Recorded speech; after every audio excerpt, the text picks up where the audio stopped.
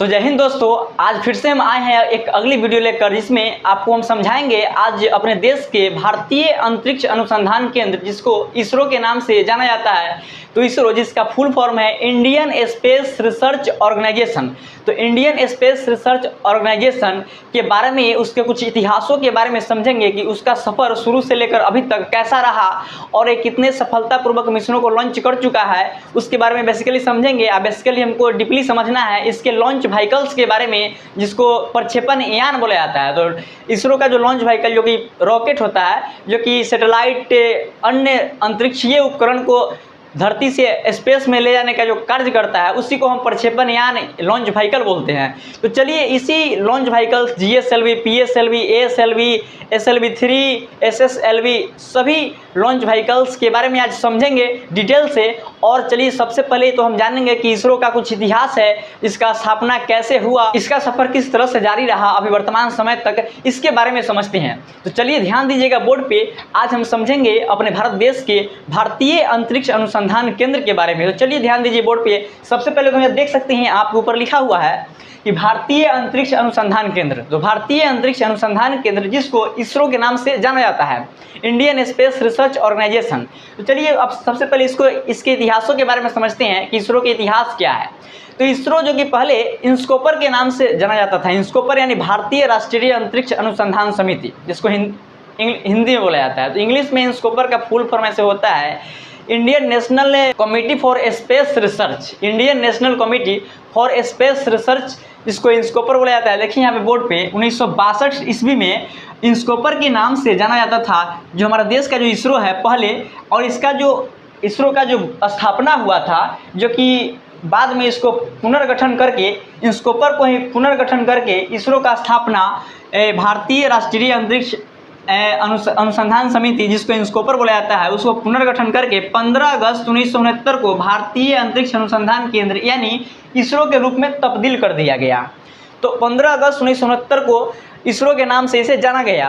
और उससे पहले इसका इतिहास के बारे में समझते हैं। तो चलिए 1962 में जो कि इंस्कोपर का स्थापना हुआ था, इंस्कोपर जो कि आई से, देखिए यहाँ रेड लाइनिंग जो घिंचा हुआ है, रेड लाइनिंग अलग अलग करके है। तो उसके बारे में समझते हैं, एक एक वर्ड के बारे में समझते हैं। तो देखिए यहाँ पे कि एक एक अक्षर के बारे में समझते हैं कि आई से हो गया आपको, देखिए इंडियन, एन से नेशनल, CO से हो गया कमिटी, SPA से हो गया स्पेस, R से हो गया रिसर्च। तो Indian national committee for space research यानी भारतीय राष्ट्रीय अनुसंधान समिति। देखिए जैसे भारतीय राष्ट्रीय अंतरिक्ष अनुसंधान समिति, तो भारतीय राष्ट्रीय अंतरिक्ष अनुसंधान समिति, जिसको इंस्कोपर के नाम से जाना जाता है। तो 1962 में जो कि इसका स्थापना हुआ था, 1962 में इसको 1962 में तो इंस्कोपर का स्थापना हुआ था।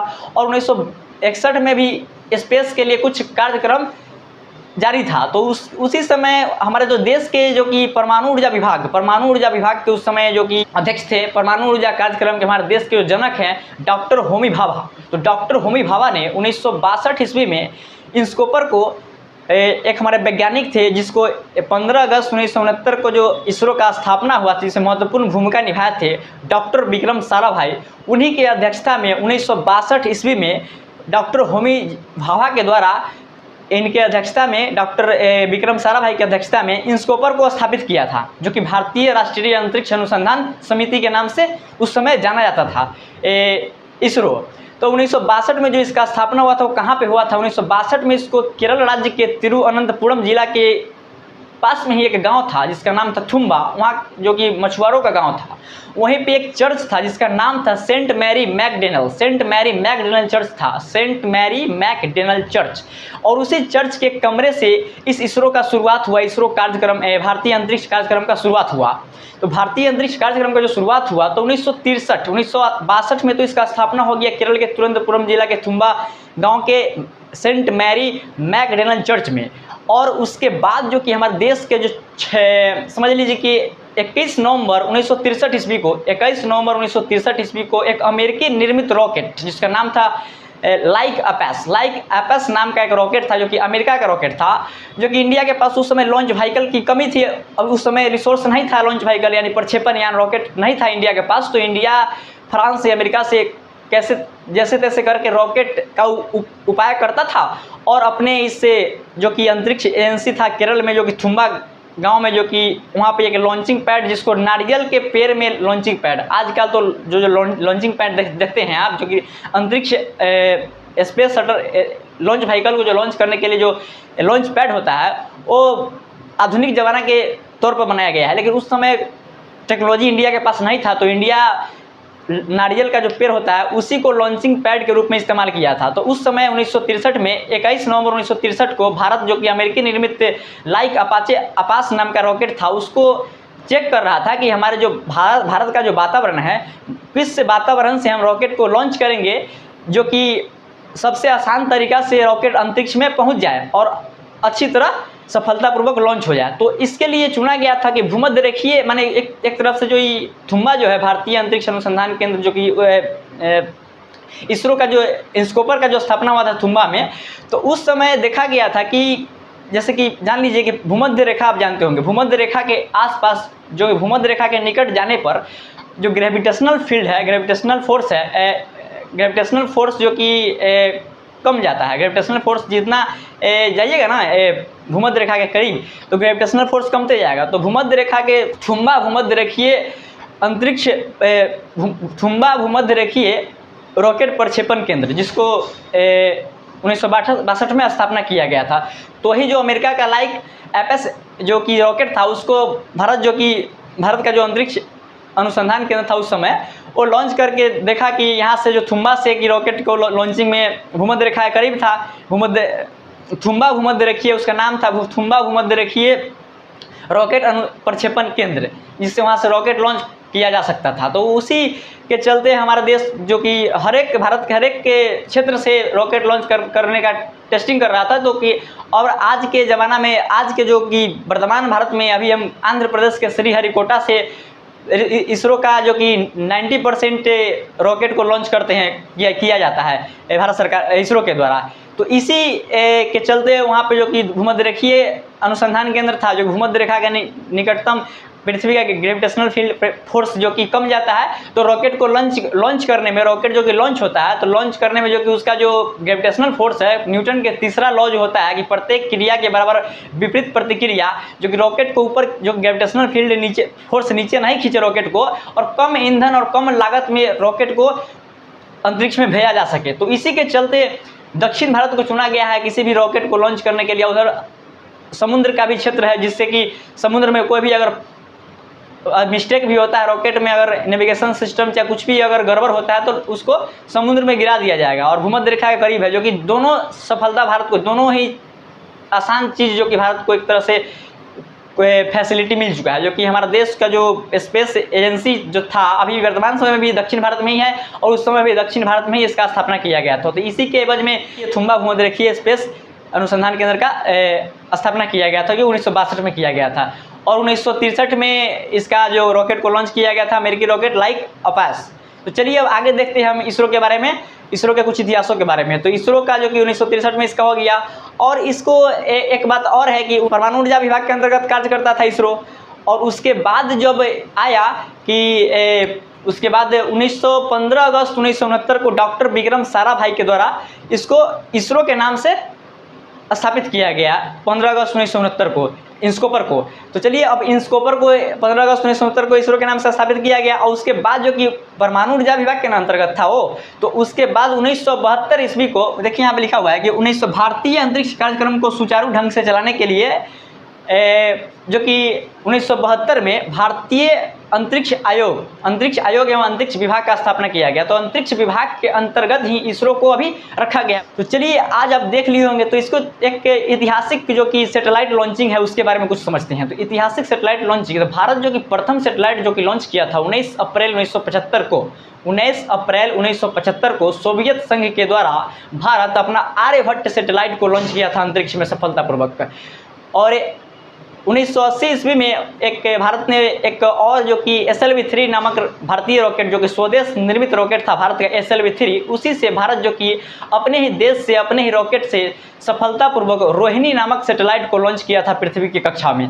तो चलिए आप इस इस टॉपिक के बारे में अच्छी तरह से समझ चुके होंगे, इसरो के कुछ इतिहासों के बारे में आप समझ चुके होंगे। अब आगे हम समझेंगे इसरो के कुछ लॉन्च व्हीकल्स के बारे में, जिसमें GSLV, PSLV, ASLV, SLV-3, SSLV, ये सभी लॉन्च व्हीकल प्रक्षेपण यानों के बारे में आज समझते हैं। तो चलिए ध्यान दीजिएगा बोर्ड पे। तो चलिए दोस्तों, अब हम आगे देखते हैं इसरो के प्रक्षेपण यानों लॉन्च व्हीकल के बारे में देखते हैं। तो ये लॉन्च व्हीकल समझने से पहले हम एक बात और जान लेते हैं कि इसरो का जो वर्तमान मुख्यालय है, 15 अगस्त 1969 में जो इसरो का स्थापना हुआ था, उसी समय से इसरो का जो मुख्यालय है बेंगलुरु में स्थापित है। कर्नाटक का राजधानी बेंगलुरु में इसरो का मुख्यालय है।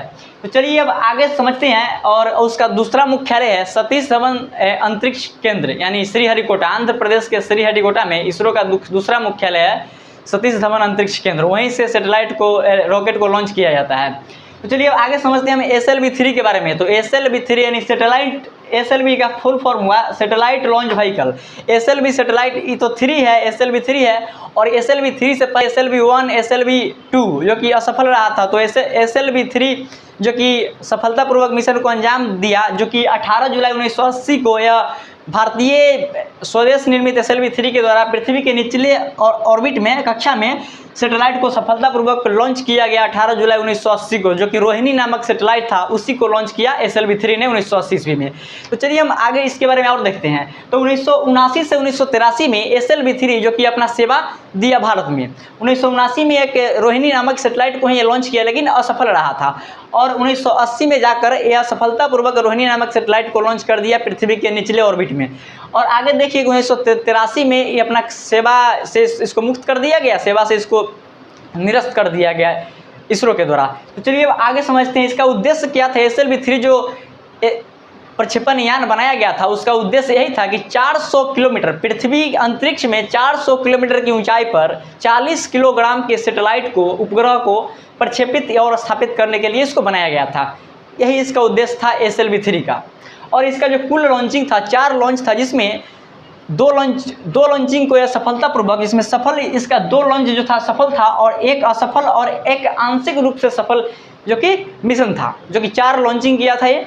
और इसमें 4 सफल, 2 सफल, 1 असफल और एक आंशिक रूप से सफल मिशन था। और इसका ईंधन चरण जो है, 4 चरणों में इसका ईंधन होता है, जो कि चारों चरण ठोस ईंधन है, सॉलिड इंजन, सॉलिड फ्यूल का इस्तेमाल करके ये रॉकेट अंतरिक्ष में जाता था, जिसका ईंधन चरण था। सभी चरण जो कि 4 थे और ये चरण ठोस चरण थे, ठोस ईंधन का उपयोग करते थे चारों चरण। तो चलिए अब 18 जुलाई 1980 को तो हम रोहिणी उपग्रह को सफलतापूर्वक पृथ्वी की कक्षा में लॉन्च कर दिए SLV-3 के द्वारा। तो ही SLV-3 के बारे में आप लोग इतना ही समझना था, और जो कि इतना काफ़ी है आप लोगों के लिए SLV-3 के बारे में। चलिए अब आगे समझते हैं हम ASLV के बारे में। ASLV के बारे में, तो ASLV का जो फुल फॉर्म होता है augmented satellite launch vehicle, ASLV। इसका जो प्रथम चरण था, प्रथम उड़ान था इसका, 1987 में इसका प्रथम उड़ान हुआ और 1994 में इसका अंतिम उड़ान हुआ ASLV का, जिसका फुल फॉर्म है augmented satellite launch vehicle, Hindi में संवर्धित उपग्रह प्रक्षेपण यान। संवर्धित उपग्रह प्रक्षेपण यान इसको हिंदी में बोला जाता है। तो इसका जो उद्देश्य था बनाने का, तो इसका उद्देश्य इस बनाने का यही था कि अंतरिक्ष में 400 किलोमीटर की ऊंचाई पर 150 किलोग्राम की सैटेलाइट को पृथ्वी के निचले ऑर्बिट में स्थापित करना था, इसीलिए इसको बनाया गया था। और इसका जो ईंधन चरण था, ईंधन चरण जो कि 4 चरणों का इसका ईंधन था। ईंधन चरण पहले इसका कुल लॉन्चिंग देखते हैं, ईंधन चरण बाद में देखेंगे। तो कुल लॉन्चिंग जो कि 4 लॉन्चिंग किया था ये ASLV, जो कि 4 लॉन्च अपने सीजन में किया था, जिसमें एक सफल मिशन रहा और 2 असफल और एक आंशिक रूप से सफल मिशन रहा। यहाँ पे देख लीजिए कुल लॉन्च 4 लॉन्च है, जिसमें सफल 1 है, असफल 2 है और आंशिक रूप से सफल 1 मिशन है। और इसको ईंधन चरण देखते हैं। इसका जो ईंधन जो कि 5 चरणों में, 5 चरणों में इसका ईंधन है, जिसमें सभी प्रकार का जो ईंधन है सभी ठोस चरण के ईंधन है। इसमें जो ईंधन इसमें प्रयोग किए गए थे ASLV में, वो ठोस चरण के 5 चरण के ईंधन थे। तो चलिए ASLV के बारे में पूरी तरह से समझ लिए होंगे। अब आगे समझते हैं हम।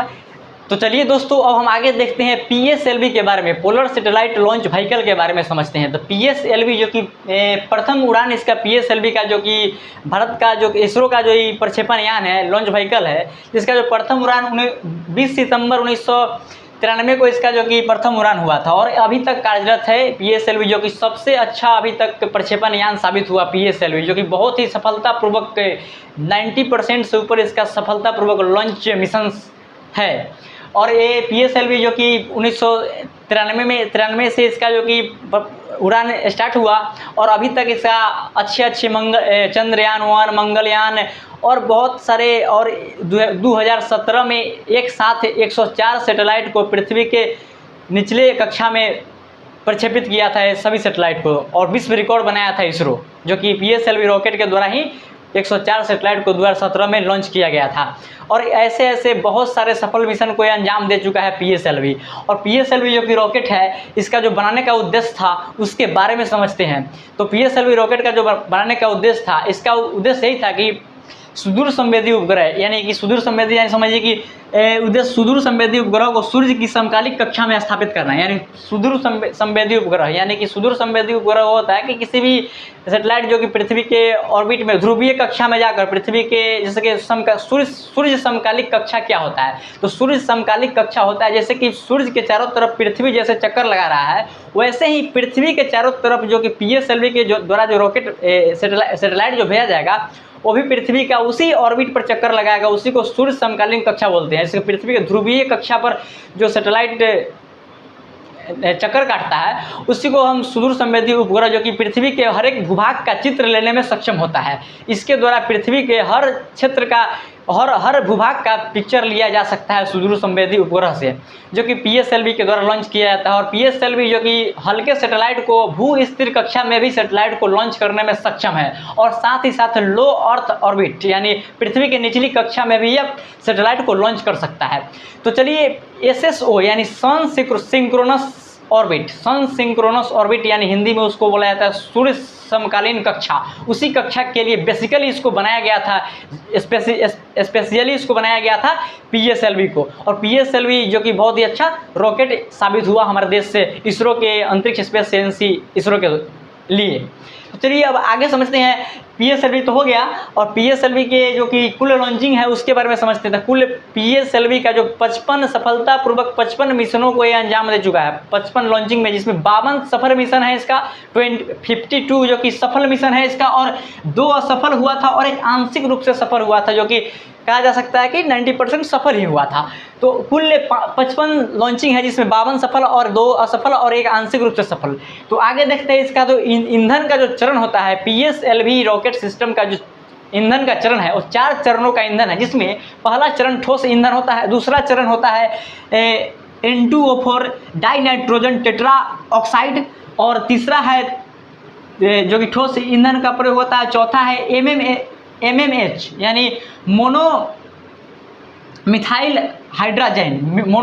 हाइड्राजिन, फुल फॉर्म इसका हुआ MMH का। तो देख लीजिए कि कितना अच्छी तरह से इसका जो कार्य प्रणाली काम करता है PSLV का। और इसमें बूस्टर की जो संख्या होता है, सॉलिड फ्यूल की तरह जो रॉकेट के चारों तरफ जो बूस्टर लगे रहते हैं, नीचे की ओर 6 बूस्टर लगे रहते हैं, जो कि छोटे छोटे रूप में रहते हैं, 6 की संख्या में PSLV में मौजूद रहते हैं। तो चलिए अब हम आगे समझेंगे GSLV रॉकेट सिस्टम के बारे में। तो अब हम आगे समझते हैं GSLV के बारे में समझते हैं। तो GSLV जो कि जियो stationery satellite launch vehicle, GSLV mark 3 के बारे में समझते हैं। GSLV का तीसरा संस्करण का जो रॉकेट है उसके बारे में समझते हैं। जो प्रक्षेपण यान है, जो लॉन्च व्हीकल है, जो पृथ्वी के भू स्थिर कक्षा, पृथ्वी के जियो स्टेशनरी ऑर्बिट में सैटेलाइट को लॉन्च करने का कार्य करता है और अंतरिक्ष यात्रियों को ले जाने में भी सक्षम है अंतरिक्ष में। तो चलिए हम GSLV के बारे में पहले समझते हैं। तो GSLV जो कि GSLV जियो stationery satellite launch vehicle mark 3 18 दिसंबर 2014 से भारतीय इसरो के क्षेत्र में काम करना शुरू किया। वहीं से इसका प्रथम उड़ान हुआ 18 दिसंबर 2014 से इसका प्रथम उड़ान हुआ GSLV का। और आगे समझते हैं कि GSLV के बारे में चलिए पहले यहाँ पे उद्देश्य इसका समझ लेते हैं, उसके बारे में फिर आगे समझेंगे। तो इसका उद्देश्य है कि इससे पृथ्वी के भू स्थिर कक्षा में उपग्रहों और भारतीय अंतरिक्ष यात्रियों को प्रक्षेपित करने के लिए विकसित किया गया है। यानी कि इसका जो GSLV को इसलिए विकसित किया गया है कि पृथ्वी के भू स्थिर कक्षा, यानी भू स्थिर कक्षा के बारे में पहले समझते हैं। तो पृथ्वी के भू स्थिर कक्षा वही कक्षा होती है जिससे वेग से अगर पृथ्वी घूम रहा है, उसी वेग पे सैटेलाइट को लॉन्च कर देना होता है भू स्थिर कक्षा। यानी मान लीजिए कि पहले समझिए कि भू स्थिर कक्षा का पृथ्वी के सतह से, पृथ्वी के सरफेस से 36,000 किलोमीटर के डिस्टेंस पर भू स्थिर ऑर्बिट यानी जियो स्टेशनरी ऑर्बिट मौजूद है। पृथ्वी के सतह से 36,000 किलोमीटर के डिस्टेंस पर। और भू-स्थिर कक्षा में सैटेलाइट को लॉन्च किया जाता है। तो भू-स्थिर कक्षा होता क्या है? तो भू-स्थिर कक्षा वही है जिसमें कि पृथ्वी जिस वेग से घूम रहा है ना, उसी वेग पर सैटेलाइट को भी लॉन्च सेट कर दिया जाता है। मान लीजिए कि 100 किलोमीटर की रफ्तार से अगर पृथ्वी घूम रहा है, किलोमीटर पर आवर की रफ्तार से पृथ्वी घूम रहा है, तो उसके साथ साथ 100 किलोमीटर की रफ्तार से वो सैटेलाइट भी घूमेगा। मान लीजिए कि पटना पर अगर हम सैटेलाइट को सेट कर दिए, पटना जो कि सिटी है, पटना सिटी पर अगर भू-स्थिर कक्षा और पृथ्वी के भू-स्थिर ऑर्बिट में अगर सैटेलाइट को सेट कर देंगे पटना के ऊपर, तो पृथ्वी जिस वेग से घूमेगा उस वेग से सैटेलाइट भी घूमेगा। तो पटना पर ही वो हमेशा टिका रहेगा, और सैटेलाइट का नज़र हमेशा पटना पर ही रहेगा, पटना जो कि सिटी पर रहेगा। इसलिए इसको समझाने का एक एग्जाम्पल मैंने दिया हूँ आप लोगों को। तो चलिए हम आगे समझते हैं इसके बारे में। पहले कि ये तो हो गया भू-स्थिर कक्षा में उपग्रहों और भारतीय अंतरिक्ष यात्री को ले जाने में भी सक्षम है। अंतरिक्ष में अगर मानव को भेजना होगा तो ये रॉकेट जो कि GSLV Mark 3 रॉकेट, जो बाहुबली के नाम से जाना जाता है, इस रॉकेट को हम बाहुबली भी कहते हैं। तो इसी रॉकेट के माध्यम से हम अंतरिक्ष यात्रियों को भी अंतरिक्ष में ले जा सकते हैं, और साथ ही साथ इसे भू-स्थिर कक्षा में सैटेलाइट को लॉन्च कर सकते हैं। भू-स्थिर कक्षा यानी GTO ऑर्बिट, जियो स्टेशनरी ट्रांसफॉर्मर ऑर्बिट, जियो स्टेशनरी ट्रांसफॉर्मर ऑर्बिट, जो कि 4000 किलोग्राम का सैटेलाइट को लॉन्च कर सकते हैं वहाँ पे हम। और निचली पृथ्वी के निचली LEO, लो अर्थ ऑर्बिट, पृथ्वी के निचली कक्षा में हम 8000 किलोग्राम के सैटेलाइट को लॉन्च कर सकते हैं GSLV Mark 3 लॉन्च व्हीकल प्रक्षेपण यान के द्वारा। देखिए यहाँ पे आप समझ सकते हैं कि कितना अच्छा और कितना फैसिलिटी और कितना ताकतवर रॉकेट है बाहुबली Mark 3, GSLV Mark 3। तो चलिए अब आगे समझते हैं कुल लॉन्चिंग। यह अभी सफलतापूर्वक कितने लॉन्च को सफलतापूर्वक कितने मिशन को लॉन्च किया है उसके बारे में समझते हैं। तो कुल लॉन्च 4 किया है, 4 की संख्या में इस मिशन को अंजाम दिया है, जिसमें सभी मिशन इसके सफल रहे हैं। जो भी अभी इस एक बार भी GSLV Mark 3 रॉकेट अभी असफल नहीं हो पाया है, और असफल हो भी नहीं ऐसा कामना कीजिए। और GSLV जो कि रॉकेट है वो सभी 4 मिशन किए हैं, और चारों के चारों सफल मिशन को अंजाम दिया है GSLV Mark 3। और GSLV के रॉकेट में बूस्टरों की जो संख्या रहता है, बूस्टर जो कि साइड में 2 लगा रहता है, रॉकेट के साइड में 2 बड़ा जो कि बूस्टर सॉलिड बूस्टर लगा रहता है। बूस्टर में जो ईंधन रहता है, 2 की संख्या में बूस्टर रहता है, और ईंधन जो कि होता है हाइड्रोक्सिल टर्मिनेटेड पॉलीब्यूटाडाइन, इसका फुल फॉर्म हुआ HTPB, हाइड्रोक्सिल टर्मिनेटेड पॉलीब्यूटाडाइन, जो कि बूस्टर में वो ईंधन प्रयोग किया जाता है। और आगे समझते हैं हम ईंधन चरण। ईंधन चरण समझते हैं इसका। ईंधन चरण जो कि कोर चरण होता है L110 कोर चरण, जिसमें ईंधन का प्रयोग किया जाता है। पहला कोर चरण है जो कि ईंधन मेन जो पॉइंट रहता है रॉकेट का, उसमें निचला भाग में कोर चरण में कोर चरण है L110, जिसमें N2O die nitrogen tetra oxide और UDMH के बारे में समझते हैं। UDMH unsymmetrical dimethyl hydrogen, unsymmetrical dimethyl hydrogen इसका फुल फॉर्म हुआ। यही ईंधन का प्रयोग किया जाता है GSLV Mark 3 रॉकेट के कोर पॉइंट पर किया जाता है। L10 कोर पॉइंट, L10 इस नाम से जाना जाता है। कोर चरण L110 110 के नाम से जाना जाता है, जिसको UDMH ईंधन का और N2O4 ईंधन का प्रयोग किया जाता है। और आगे समझते हैं हम क्रायोजेनिक इंजन, जो कि क्रायोजेनिक अपर चरण इंजन का प्रयोग किया जाता है। अपर चरण ऊपर में, जो कि जब सैटेलाइट के नीचे वाला जो भाग होता है जहाँ पे पेलोड्स रहती है, उसके नीचे जो इंजन लगा रहता है क्रायोजेनिक अपर चरण इंजन लगा रहता है, जो कि क्रायोजेनिक अपर चरण C25 इंजन है। और इसमें रहता है तरल हाइड्रोजन और तरल ऑक्सीजन, जो कि क्रायोजेनिक इंजन में जो ईंधन काम करता है, तरल हाइड्रोजन और तरल ऑक्सीजन। और क्रायोजेनिक एक इंजन है, क्रायोजेनिक एक इंजन का नाम दिया जाता है। क्रायोजेनिक इंजन का विकास भारत स्वदेशी रूप से खुद निर्मित किया है। रूस ने देने से मना कर दिया था। GSLV Mark 3 रॉकेट में क्रायोजेनिक इंजन का प्रयोग करना था, और रूस जो कि देश है, वो देश से किसी देश के दबाव में आकर इंडिया को क्रायोजेनिक पहले बोला कि देंगे क्रायोजेनिक इंजन, लेकिन बाद में उसने मना कर दिया। तो भारत का जो साइंटिस्ट है, वैज्ञानिक है, वो अपने दम पर खुद अपने टेक्नोलॉजी से, अपने तकनीक से क्रायोजेनिक इंजन का विकास किए, और इसी इंजन के विकास करके GSLV Mark 3 रॉकेट में सेट किया गया, और इससे सभी काम करवाया गया। GSLV Mark 3 रॉकेट, GSLV के जितने सीरीज के रॉकेट है वो सबसे। तो चलिए अब आगे समझते हैं कि हम ये तो GSLV के बारे में पूरी तरह से अच्छा तरह से समझ चुके हैं, और GSLV के बाद अब हम समझेंगे SSLV के बारे में समझेंगे। SSLV small satellite launch vehicle, जिसको वर्तमान कुछ ही महीना पहले इसको लॉन्च किया गया है, जो कि असफल रहा है और इसको सफलता मिलेगी। एक बार प्रयास करने से कौन सा चीज़ नहीं हासिल हो सकता है, तो प्रयास जारी है। SSLV small satellite launch vehicle, जो कि पृथ्वी के निचले कक्षा में और SS ऑर्बिट, सन सिंक्रोनस ऑर्बिट, यानी पृथ्वी सूर्य समकालीन कक्षा और लो अर्थ ऑर्बिट में सेटेलाइट को लॉन्च करने का काम करेगा, जो कि हायर सेटेलाइट माने अथी SHO में वो 350 किलोग्राम का सेटेलाइट को लॉन्च कर सकता है। SSO में सन सिंक्रोनस ऑर्बिट में 300 kg का सेटेलाइट, और अर्थ के निचले ऑर्बिट में, निचली कक्षा में 500 किलोग्राम का सेटेलाइट को लॉन्च कर सकता है SSLV।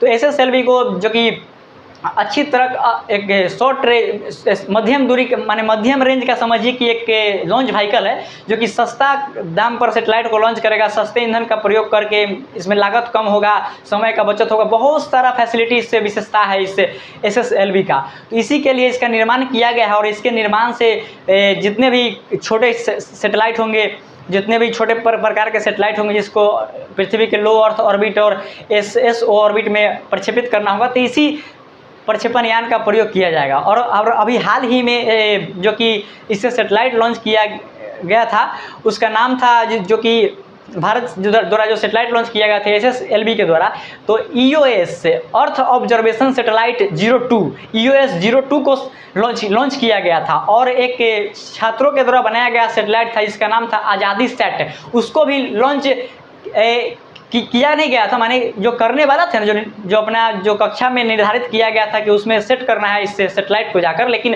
रॉकेट में कुछ तकनीकी प्रॉब्लम के कारण वो मिशन जो है असफल रहा। और 2 सेटेलाइट था, आज़ादी सेट और EOS 2 अर्थ ऑब्जर्वेशन सैटेलाइट 02, जो कि इसरो के द्वारा बनाया गया था EOS 02, और इसको स्टूडेंट लोग बनाए थे आज़ादी सेट को, जो कि लॉन्च करने वाला था पृथ्वी के निचले अर्थ ऑर्बिट में, लेकिन ये मिशन असफल रहा। तो ऐसे ही हमारे वैज्ञानिक प्रयास करते रहेंगे और नए नए तकनीक का इन्वेंशन करेंगे और देश को आगे तरक्की में लाएं, यही कामना रहेगी। जय हिंद, जय भारत। तो आज के लिए दोस्तों इतना ही।